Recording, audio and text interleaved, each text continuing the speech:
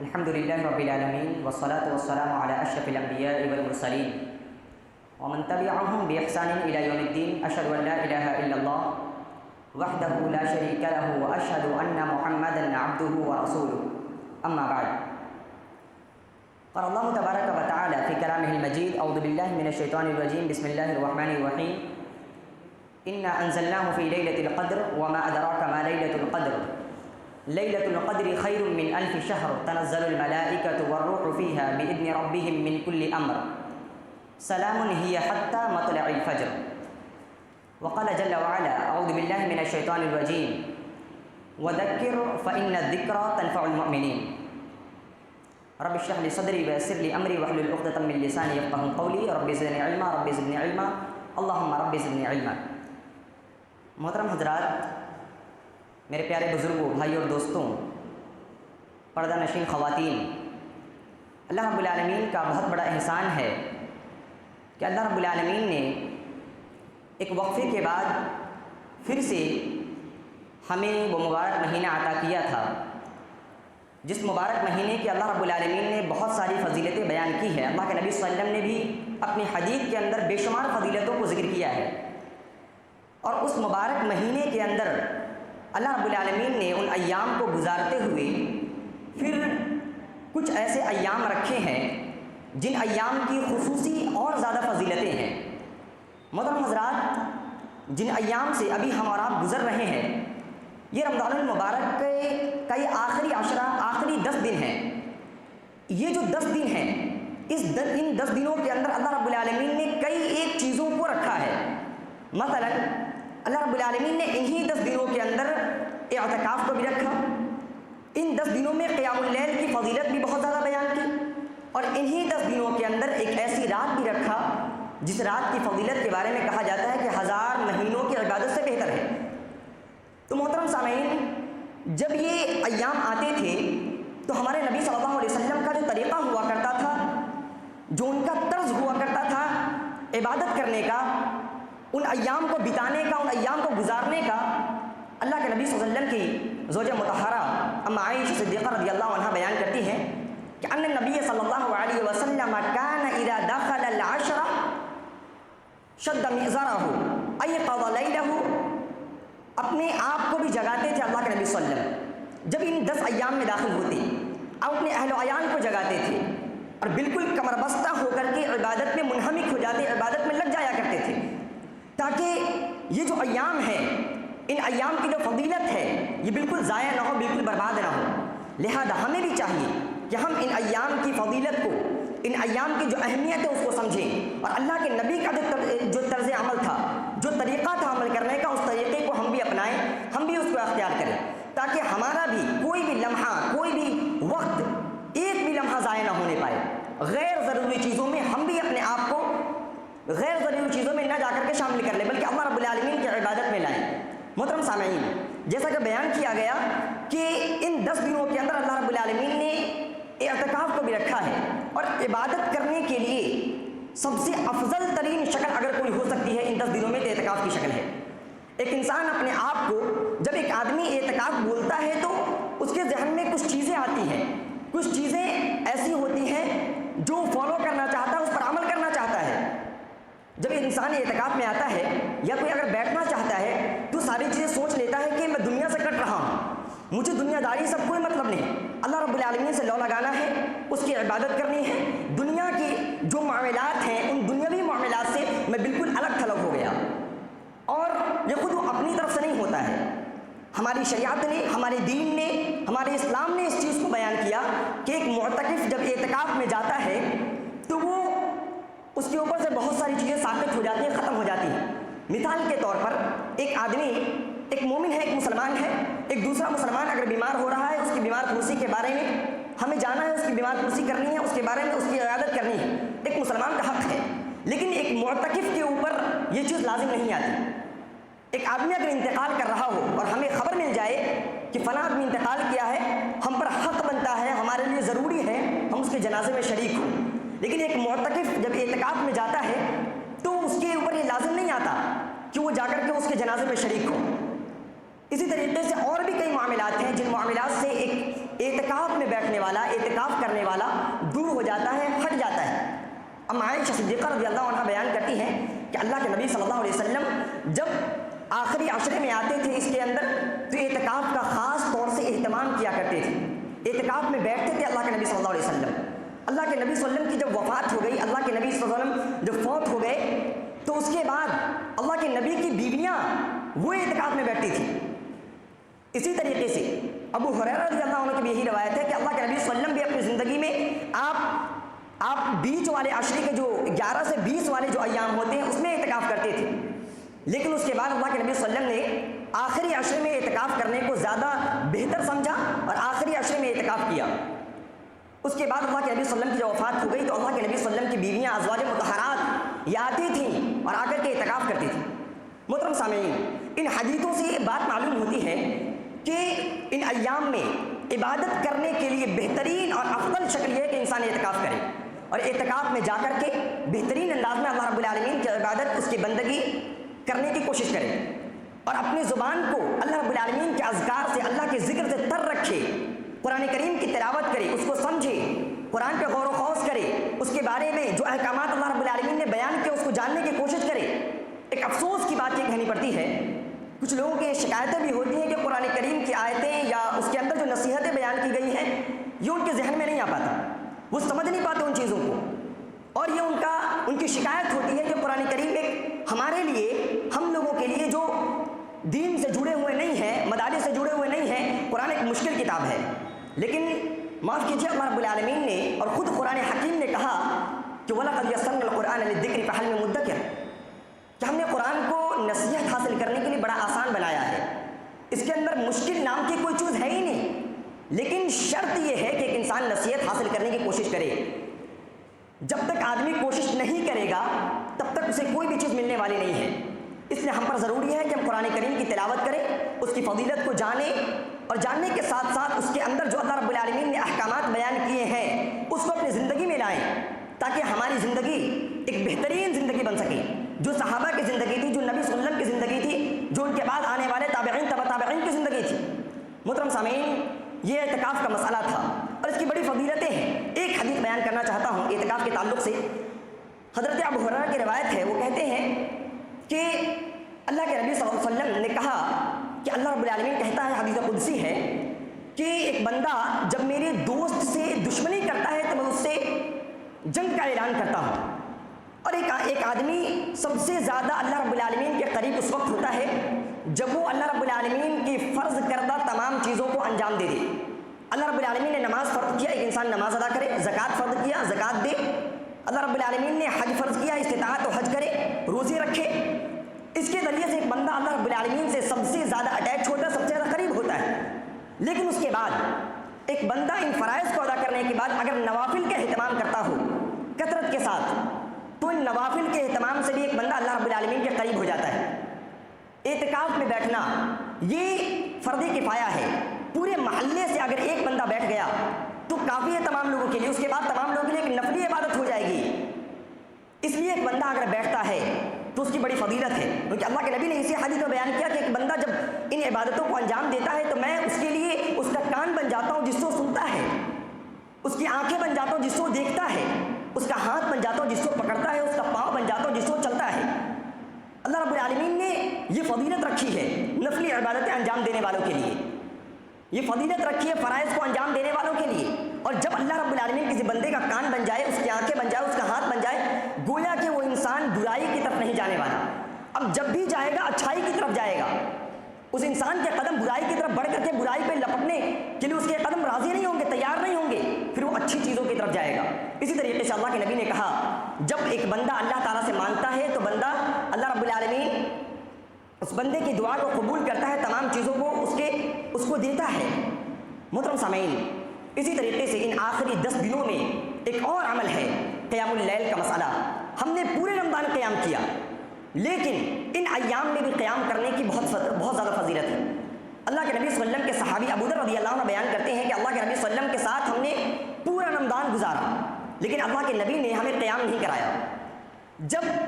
ان آخری ایام کی 23ویں رات کو ہم پہنچتے ہیں تو اللہ کے نبی نے ہمیں قیام کرایا اور ہم نے اللہ کے نبی کے ساتھ قیام کیا، اور جب 23ویں رات کو آپ نے قیام کیا تو لمبی قرات کی اللہ کے نبی صلی اللہ علیہ وسلم نے، 1/3 رات تک اللہ کے نبی صلی اللہ علیہ وسلم قیام کراتے رہے۔ اس کے بعد پھر اللہ کے نبی نے 25ویں کو قیام کیا اور ہم نے اللہ کے نبی صلی اللہ علیہ وسلم کے ساتھ قیام کیا، اور نصف رات تک اللہ کے نبی صلی اللہ علیہ وسلم ہمارے ساتھ، ہم اللہ کے نبی صلی اللہ علیہ وسلم کے ساتھ قیام کرتے رہے۔ اللہ کے نبی صلی اللہ علیہ وسلم سے ابو ذر رضی اللہ عنہ نے کہا، اللہ کے نبی ایسا کیوں نہیں ہوتا کہ آپ پوری رات ہمیں قیام کرائیں؟ اللہ کے نبی نے کہا کہ من قام مع الامام حتى ينصرف كتب له قیام لیلہ، ایک بندہ جب اللہ اپنے امام کے ساتھ وہ قیام کر لیتا ہے تو گویا کہ اس کے لیے پورے رات کے قیام کا ثواب لکھ دیا جاتا ہے۔ یہ ایک فضیلت ہے قیام کرنے والوں کے لیے۔ اسی طریقے سے ابو ذر رضی اللہ عنہ کہتے ہیں کہ پھر اللہ کے نبی صلی اللہ علیہ وسلم نے 27ویں شب کو قیام کیا اور ہم نے اللہ کے نبی صلی اللہ علیہ وسلم کے ساتھ قیام کیا۔ تو رمضان المبارک کے آخری ایام میں اللہ کے نبی صلی اللہ علیہ وسلم سے قیام کرنے کی بات ثابت ہے، اس لیے کوشش ہماری یہ ہونی چاہیے کہ ان آخری ایام میں اور خاص طور سے ان طاق راتوں کے اندر ہم زیادہ سے زیادہ قیام کرنے کی کوشش کریں، اللہ رب العالمین سے دعائیں کریں، اللہ تبارک و تعالیٰ کے سامنے اپنے آپ کو پیش کریں، گڑ گڑائیں، اللہ سے معافی مانگے، کیونکہ ان دعاؤں کے اندر بڑی اثر ہوا کرتی ہیں۔ ایک بندہ جب دعا کرتا ہے تو اللہ رب العالمین اپنے بندے کو خالی ہاتھ نہیں لوٹایا کرتا۔ اگر اس دنیا میں اللہ نہیں دے رہا ہے تو اللہ تبارک و تعالیٰ کی ذات پر امید رکھیں، اللہ رب العالمین آخرت میں ضرور اس کا اجر و ثواب دے گا۔ حضرت نعمان بن بشیر رضی اللہ عنہ وہ بھی روایت کرتے ہیں کہ اللہ کے نبی صلی اللہ علیہ وسلم جب آخری عشرے میں آئے تو آپ نے ہمیں قیام کیا، تو گویا کہ معلوم یہ ہوتا ہے کہ ایک بندہ قیام کرے، قیام کی فضیلتیں بھی ہیں، جیسے کہ اللہ نے کہا سورہ سجدہ کے اندر تتجافى جنوبهم عن المضاجع يدعون ربهم خوفا وطمعا ومما رزقناهم ينفقون فلا تعلم نفس ما اخفي لهم من قرة اعين جزاء بما كانوا يعملون، کہ ایسے بندوں کے جو بندے قیام کرتے ہیں ان کے جو پہلو ہیں وہ بستر سے نہیں لگا کرتے، وہ بستر سے اٹھ کر کے قیام کرتے ہیں اللہ رب العالمین کے پاس جا کر، اور اللہ رب العالمین نے اس کے لیے بہت ساری فضیلتیں رکھی۔ ایک انسان نہیں جانتا کہ اس کے لیے اللہ نے اس کی آنکھوں کی ٹھنڈک کے لیے کن کن چیزوں کو چھپا کر کے رکھا ہے۔ ایک بندہ اگر چاہتا ہے کہ آنکھوں کی ٹھنڈک، آنکھوں کو سرور پہنچانے والی چیز جس سے اسے خوشی ہو، قیامت کے دن لطف آئے، وہ چیز اسے میسر ہو، تو اس کے لیے ضروری ہے کہ قیام اللیل کا اہتمام کرے۔ رمضان المبارک میں بھی، ان آخری ایام میں بھی، اور اس کے علاوہ دیگر ایام میں بھی قیام اللیل کا اہتمام کریں۔ عبداللہ بن سلام رضی اللہ عنہ بیان کرتے ہیں کہ اللہ کے نبی صلی اللہ علیہ وسلم نے ارشاد فرمایا کہ ایھا الناس افشوا السلام واطعموا الطعام وصلوا الارحام وصلوا باللیل والناس نیام تدخلوا الجنة بسلام، کہ اے لوگوں تم لوگ آپس میں سلام کو عام کرو، لوگوں کو کھانا کھلاؤ، اسی طریقے سے صلہ رحمی کرو، آپس میں پھوٹ نہ ڈالو، آپس میں منتشر نہ ہو جاؤ، اور جب لوگ سو جائیں اس وقت آ کر کے صلاۃ ادا کرو، تدخلوا الجنة بسلام، سلامتی کے ساتھ جنت میں داخل ہو جاؤ گے۔ ابو مالک اشعری رضی اللہ عنہ ان کی بھی اسی معنی کی ایک حدیث ہے، وہ بھی کہتے ہیں کہ ایک بندہ جب کھانا کھلاتا ہے کسی کو، سلام کو عام کرتا ہے، بہترین گفتگو کرتا ہے، اپنی باتوں میں کڑواہٹ نہ رکھتا ہے، بلکہ اچھے انداز میں حسن اخلاق کے ساتھ لوگوں سے پیش آ کر کے اس سے بات کرتا ہے، اور جب رات کا آخری پہر آتا ہے اس میں عبادت کرتا ہے آ کر کے، ایسے لوگوں کے لیے اللہ رب العالمین نے جنت الفردوس کو تیار کر رکھا ہے۔ تو محترم سامعین، ان تمام حدیثوں سے یہ بات معلوم ہو جاتی ہے کہ ہمیں اور آپ کو قیام اللیل کا زیادہ سے زیادہ اہتمام کرنا چاہیے، اور خاص طور سے ان آخری ایام کے اندر جن میں اللہ کے نبی صلی اللہ علیہ وسلم نے اپنے صحابہ کو قیام کرایا، اور صحابہ کرام کی جو طمع تھی، جو لالچ تھی، وہ آپ حضرات کو معلوم ہے کتنی لالچ تھی ان کے اندر، کتنی طمع تھی، کتنی کوششیں کیا کرتے تھے، لیکن ہمارا اور آپ کا معاملہ اس کے تھوڑا برعکس نظر آتا ہے۔ ہم اور آپ قیام اللیل کے نام پر بہت ساری ایسی چیزوں کو انجام دیتے ہیں جو چیزیں ہمیں انجام نہیں دینی چاہیے۔ محترم سامعین، انہی 10 دنوں کے اندر اللہ رب العالمین نے ایک ایسی رات کو رکھا ہے جس رات کی عبادت بہت ہزار مہینوں کی عبادت سے بہتر ہے۔ اللہ رب العالمین نے کہا کہ انا انزلناہ فی لیلۃ القدر وما ادراک ما لیلۃ القدر لیلۃ القدر خیر من الف شہر تنزل الملائکۃ والروح فیہا باذن ربہم من کل امر سلام ہی حتی مطلع الفجر، کہ ہم نے قرآن حکیم کو لیلۃ القدر میں نازل کیا، اور تمہیں معلوم کیا لیلۃ القدر کیا ہے؟ لیلۃ القدر وہ رات ہے جو ہزار مہینوں سے بہتر ہے، اور اس رات میں اللہ کے فرشتے نازل ہوتے ہیں، جبرائیل امین آتے ہیں، دیکھتے ہیں کہ اللہ کے بندے کہاں پر اللہ رب العالمین کی عبادت کر رہے ہیں، کہاں پر ذکر و اذکار کی محفل لگی ہوئی ہے، ان کے لیے اللہ رب العالمین کے فرشتے دعائیں کرتے ہیں، فرشتے ان کے لیے دعائیں کرتے ہیں تاکہ ان پر جو پریشانیاں وہ ختم ہوں، ان پر سلامتی ہو، یہ فرشتے آتے ہیں دنیا کے اندر آ کر کے انجام دیتے ہیں، اور اسی رات کے اندر تمام قسم کے جو دنیاوی معاملات ہوتے ہیں ان دنیاوی معاملات کو بھی طے کیا جاتا ہے۔ یعنی اس ایک رات میں اللہ تبارک و تعالیٰ نے کتنی چیزوں کو جمع کر دیا، اکٹھا کر دیا۔ سب سے پہلی چیز کہ اللہ رب العالمین نے ایک عظیم کتاب کو، جس کتاب کی اتنی ساری فضیلتیں، جس کتاب کے بارے میں خود اللہ رب العالمین نے اپنے اوپر یہ ذمہ داری لی کہ اس کتاب کے ایک حرف کو، ایک اعراب کو کوئی ادھر سے ادھر نہیں کر سکتا، اس کتاب کو اللہ نے اتارا اسی رات میں۔ اسی طریقے سے تمام دنیاوی معاملات اسی رات میں حل کیے جاتے ہیں۔ اس رات میں فرشتوں کا نزول ہوتا ہے۔ محترم سامعین، اس رات کی بڑی فضیلت ہے۔ اس فضیلت کو ان چند چیزوں سے ہم سمجھ سکتے ہیں بس، کہ قرآن کا نزول ہونا، جس قرآن کو ایک بندہ، اللہ رب العالمین کا بندہ یاد کرتا ہو، ایسے یاد کرتا ہو کہ اس کا ایک حرف ادھر سے ادھر نہ ہوتا ہو۔ دنیا کی کوئی کتاب ایسی نہیں ہے کہ جو آدمی کھڑا ہو کر کے مسلسل سنا جائے اور اس میں تبدیلی نہ کرے۔ کچھ نہ کچھ تبدیلیاں اس سے ہو جائیں گی، لیکن ایک اللہ رب العالمین کے کلام کو یاد کرنے والا انسان اگر اس سے کچھ غلطی ہوتی ہے تو یقین مانیے اس کی زبان آگے چل نہیں پاتی، پھر وہ آگے اپنی زبان کو چلا نہیں پاتا جب تک کہ اس کو صحیح نہیں کر لیتا ہے۔ ایک بہت بڑی فضیلت ہے اس کلام کی، اس کتاب کی، اور جب سے اللہ رب العالمین نے نازل کیا ہے اس کتاب کو، تب سے لے کر کے آج تک اللہ کے نبی کے زمانے میں بھی اس کی حفاظت کی اللہ رب العالمین نے، صحابہ کرام کے زمانے میں بھی حفاظت کی کہ اس کو اللہ رب العالمین نے ایک مصحف کی شکل میں اکٹھا کروا دیا۔ اس کے بعد تابعین کے زمانے میں، اس کے بعد سے لے کر کے آج تک ہم تک۔ مگر افسوس کی بات ہے اس کلام کی اتنی فضیلتیں ہونے کے باوجود ہمارا المیہ، آپ کا المیہ کیا ہے؟ ایک غیر مسلم اگر قرآن کی بے حرمتی کرتا ہے، اگر قرآن کو جلاتا ہے یا قرآن کریم پر لات مارتا ہے، ہم اور آپ واویلا مچانا شروع کرتے ہیں۔ ہمارے اور آپ کے دل میں تکلیف ہونی چاہیے، آنی چاہیے تکلیفیں، ہمیں اور آپ کو بری معلوم ہوتی ہے یہ چیزیں، لیکن ہم اور آپ بھی اس قرآن کی اتنی ہی بے حرمتی کر رہے ہیں جتنا وہ غیر مسلم کر رہا ہے۔ اس قرآن کا حق کیا ہے؟ حق یہ ہے کہ ہم اس کی تلاوت کریں، اس کے اندر جو اللہ نے کہا ہے اس پر عمل کرنے کی کوشش کریں۔ اگر ہم نہ تلاوت کرتے ہوں، نہ اس کے فرمان پر عمل کرنے کی کوشش کرتے ہوں، نہ قرآن کریم کو پورے رمضان المبارک میں ایک مرتبہ مکمل کر پاتے ہوں، ہمارے لیے ویلا بربادی ہونی چاہیے۔ آخر ہم اور آپ کس زبان سے کہتے ہیں کہ یہ غیر مسلم ہمارے قرآن کی بے حرمتی کر رہے ہیں؟ ہم بھی بے حرمتی کر رہے ہیں کیونکہ ہم قرآن کریم کا حق ادا نہیں کر رہے۔ محترم سامعین، اگر ہمارے اور آپ کے اندر یہ کوتاہیاں اب بھی پائی جاتی ہیں، اللہ کے واسطے ان کوتاہیوں کو دور کریں۔ اب بھی یہ 10 دن ہیں، ہم بھی سے جو ہو گئی 20 رمضان ہم سے جو گزر گئے وہ گزر گئے، اس پہ رونے سے اب کچھ نہیں ملنے والا، لیکن اللہ رب العالمین کے سامنے آئیں، توبہ کر لیں اور آج سے قرآن کریم کو پڑھنا شروع کریں، اور ان 10 دنوں کے اندر ہم قرآن کریم کو مکمل کرنے کی کوشش کریں، اس کے اندر جو چیزیں اللہ نے بیان کی اس کو جاننے کی کوشش کریں۔ محترم سامعین، اس لیلۃ القدر کو تلاش کرنے کے بارے میں بھی کئی ایک روایتیں ہیں کہ آخر ہم اسے تلاش کہاں کریں، کس رات میں لیلۃ القدر ہے، یہ قدر والی رات کون سی ہے؟ ابو سعید خدری رضی اللہ عنہ بیان کرتے ہیں کہ اللہ کے نبی صلی اللہ علیہ وسلم جو قیام کرتے تھے وہ 20ویں شب میں قیام کیا کرتے تھے، لیکن اور جب 21ویں رات آتی تو اللہ کے نبی صلی اللہ علیہ وسلم اور صحابہ کرام چلے جاتے تھے، لیکن ایک مرتبہ ایسا ہوا کہ اللہ کے نبی صلی اللہ علیہ وسلم نے کہا کہ جن لوگوں نے میرے ساتھ قیام کیا تھا وہ اب ٹھہرا رہے، کیونکہ مجھے مناسب معلوم ہوتا ہے کہ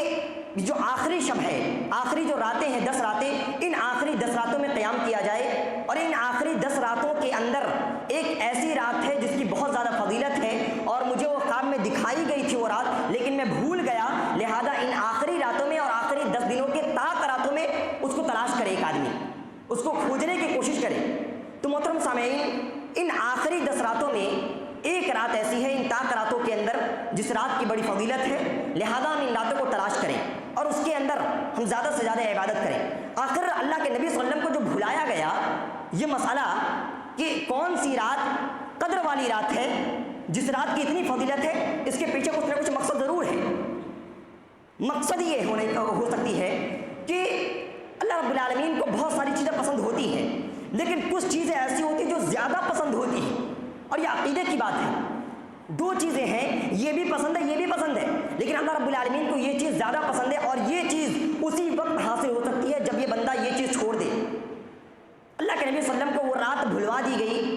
اگر معلوم ہوتا مسلمانوں کو تو بس ایک رات میں عبادت کرتے، کافی ہے ان کے لیے، اس کے بعد لوگ کوشش نہیں کرتے، لیکن اللہ کے نبی صلی اللہ علیہ وسلم بھول گئے گویا کہ لوگ بندے ان 5 راتوں میں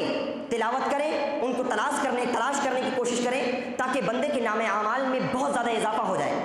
بندے کے نام اعمال میں جو نیکیاں ہیں ان نیکیوں کے تعداد میں کثرت ہو جائے، بھر جائے نیکیاں۔ اس لیے اللہ کے نبی صلی اللہ علیہ وسلم سے اللہ رب العالمین نے اس رات کی تخصیص اور جو خاص رات تھی اس رات کو آپ صلی اللہ علیہ وسلم کے ذہن سے نکال دیا، اور اس کا بھی سبب ہے اللہ کے نبی صلی اللہ علیہ وسلم بیان کرنے آ رہے تھے، بتانے آ رہے تھے صحابہ کرام کو، لیکن راستے میں 2 مسلمان آپس میں لڑ رہے تھے اور اللہ کے نبی صلی اللہ علیہ وسلم نے ان کے بیچ میں جا کر کے ان کو صلح کرانے کی کوشش کی ان کے مابین، اس وجہ سے اللہ رب العالمین نے ان کے ذہن سے اسی درمیان میں نکال دیا۔ تو ہمارے اور آپ پر لازم یہ آتا ہے کہ ان آخری 10 دنوں کے اندر ہم کثرت کے ساتھ اللہ رب العالمین کی بندگی کریں، اللہ کی عبادت کریں، مگر افسوس ہے کہ جب یہ آخری ایام آتے ہیں اور بالخصوص جب یہ جو شب قدر والی راتیں، یہ جو شب قدر ہیں، یہ جو راتیں آتی ہیں، ان راتوں میں جو ہمیں کرنا چاہیے تھا ہم اس کو چھوڑ دیتے ہیں اور ان کی جگہوں پر دوسرے اعمال، غیر ضروری اعمال کو انجام دینا شروع کر دیتے ہیں۔ محترم سامعین، ہونا یہ چاہیے تھا ان راتوں میں قیام کرے، دعائیں کرے، قرآن کریم کی تلاوت کرے، اس کے بارے میں سیکھے سمجھے، دینی محفلوں کو سجائیں، مگر کرتے یہ ہیں ہم اور آپ چند لوگ مل کر کے اکٹھے ہو کر کے بہت ساری چیزیں رات بھر پکا کے کھا کر کے پوری رات گزار دیتے ہیں۔ یہ افسوس کی بات ہے، ہم نے اس رات کو خاص طور پہ اسی لیے بنا لیا، اسلام کا جو مقصد تھا اس رات کو بنانے کا، دین کا جو مقصد تھا ہم نے اسے مفقود کر دیا۔ ہم اور آپ اتنا لیں، اتنی چیزوں کو اپنے پیٹ میں ڈالیں جس سے ہم عبادت کر سکیں اچھے انداز میں، اگر کچھ نہیں کھائیں گے تب بھی عبادت کرنا مشکل ہو جائے گا، لہذا اتنی چیزوں کو اپنے پیٹ میں رکھ لیں جس کی وجہ سے ہم عبادت کر سکیں۔ ہم اور آپ راتوں کو جگتے ہیں لیکن ہمارا مقصد کچھ اور ہوتا ہے، صحابہ کا مقصد، اللہ کے نبی کا مقصد کچھ اور ہوا کرتا تھا۔ ہم اپنے گھر والوں کو جگاتے ہیں لیکن ان کے سامنے ایک لمبی لسٹ ہوا کرتی ہے کہ آپ کو یہ چیزیں تیار کرنی ہیں ان راتوں میں تاکہ ہم اس سے لطف اندوز ہو سکے، اپنا جو معدہ ہے اس کو مضبوط کر سکیں۔ یہ افسوس کی بات ہے، اور اللہ رب العالمین سے ہم دعا کریں کہ اللہ تبارک و تعالی ہمیں ان جیسی خرافات سے، ان جیسی بیکار چیزوں سے اور فالتو چیزوں سے اللہ رب العالمین ہمیں اور آپ کو دور کر دے، تاکہ ہم اللہ رب العالمین کی یکسوئی کے ساتھ اور بالکل اپنے ذہن کو یکجا کر کے اور ایک جگہ پر اکٹھا کر کے اللہ رب العالمین کی عبادت کریں۔ اللہ تبارک و تعالیٰ سے دعا ہے اللہ رب العالمین ہمیں ان آخری ایام میں جو 10 دن ہیں، ان 10 دنوں کے اندر جن جن چیزوں کو اللہ کے نبی صلی اللہ علیہ وسلم نے انجام دیا، جو چیزیں کرنے کو اللہ کے نبی صلی اللہ علیہ وسلم نے کہا ہے، جن چیزوں کو اللہ کے نبی نے خود کیا، اللہ کے نبی کا جو طرز عمل ہوا کرتا تھا، جو طرز زندگی ہوا کرتی تھی، اس کو ہم اپنے اندر بھی شامل کریں۔ اللہ رب العالمین سے دعا ہے اللہ تبارک و تعالیٰ اس رات کی جو مقصد ہے، جس لیے اس رات کو رکھا گیا، اللہ رب العالمین اس رات کے مقصد کو مفقود نہ ہونے دے، برباد نہ ہونے دے۔ اللہ رب العالمین ہم مسلمانوں کو اس کی صحیح سمجھ عطا فرما تاکہ ہم اس رات کے مقصد کو سمجھیں اور زیادہ سے زیادہ اللہ رب العالمین کی عبادت کریں۔ ان آخری ایام میں اللہ رب العالمین کے کلام کی زیادہ تلاوت کریں، اس کے اندر اللہ رب العالمین نے جو ارشادات فرمودات رکھے ہیں اس پر عمل کرنے کی کوشش کریں۔ آمین۔ وآخر دعوانا ان الحمد للہ رب العالمین، والسلام علیکم ورحمۃ اللہ وبرکاتہ۔